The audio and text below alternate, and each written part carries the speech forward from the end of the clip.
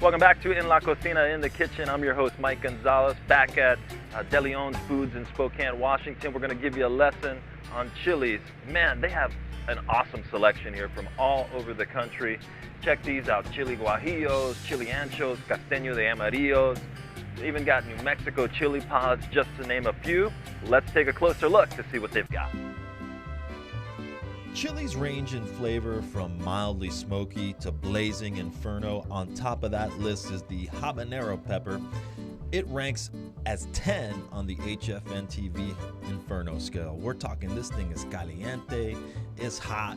I mean, it's gonna burn your lips off after you eat a habanero. So we will say, eat that thing with caution. Let's take a look at some of the most popular chilies used today with varying degrees of hotness. The chili puya. These are a dried red chili. They've got a hotness of about 4 or 5, similar to the guajillo, but much smaller and much hotter. Japones. These are a dried red chili, and they're about an H3 on the HFNTV hotness scale. This is the most common dried red chili and seems to be sold everywhere in the Mexican sections of the markets, including De Leon's. Japones are almost always missing their caps and stems. They have great flavor. The guajillo is a dried red chili, 4 to 7 inches by 1.5 inches. It ranks about a 3 or 4 on our hotness scale. This chili is notable for its smooth skin and the flavor of chocolate. The ancho. This is a dried black chili that's pretty mild, about an H1 or H2 on the HFNTV Inferno list. On that hotness scale, it's okay, it's pretty mild. The arbol chili is slender with a sharp point. Dried arbals are excellent when you want a bit more heat than the commonly available japones provide. The arbol is easily recognized from its long, slender form. Nuevo Mexico chili is a dried red 4 to 6 inches by 2 inches wide roughly. This chili is used as a major ingredient in New Mexico chili powder and in various Mexican sauces. It's very similar to California chili, but tends to be just a bit hotter. So you could see the extensive selection that they have here of chilies, but I gotta tell you, my favorite chili is the chipotle chili, and they got an awesome selection here. And essentially all a chipotle is a jalapeno that's smoked and dried. So we're gonna head into the kitchen with Mario De Leon to see what he could do with these. Welcome back to In La Cocina, in the kitchen. I'm Mike Gonzalez alongside Mario De Leon. We are in the De Leon's kitchen, and you know, we've been talking about chili peppers all day. We got another really good dish with chili peppers. What are we gonna make, Mario? Today we're gonna do some chicken with chili chipotle and honey.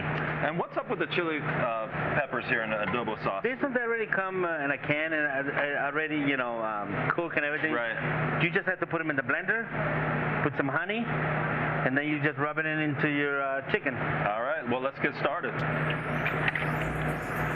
And what's the honey do? Does it give it a little bit more texture? Yes, a little more texture. Obviously flavor, and a lot of people like honey. Because the pepper's already cooked, so. And how much water should you use, Mario? Is it kind of like, the feel? Just like 2 ounces. Yeah, like that, 2-3 ounces, not too much. That's correct. If you use too much, it's going to make it watery, right? So you could brush it. I mean, have you ever marinated it, or does that get too much? There's a different kind of ways to do it. You know, you can use chili chipotle, you can use chili guajillo. Yeah. You know, you can use some of these chili peppers that come in pretty soon. Those hash peppers coming from New Mexico. Yeah. And that's big for us.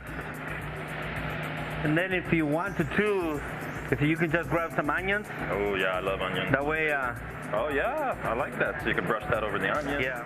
And how long should you actually grill the chicken? Is it just kind of a your process? chicken, Take a look at it. Yes, your chicken has to be the right temperature most of the time. You know. I'd imagine it depends on the type of grill. And how thick is your piece of chicken. Right. But usually I think it's 10 minutes.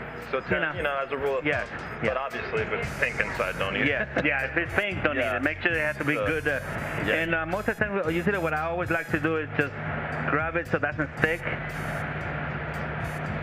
And you can start seeing change in the color already. And plate them. Okay, so our chicken is done. It's time to plate this thing. That looks good, Mario. Yeah. You saved me a piece, right? That's right. Those aren't both for you. No, just a quarter piece for you, the rest of it's for me. What? Oh, no. And I love the onions that we've grilled. I love grilled onions, and that just gives it a little bit extra flavor, some extra texture. All right, we'll let this cool off a little bit, then we'll take a bite.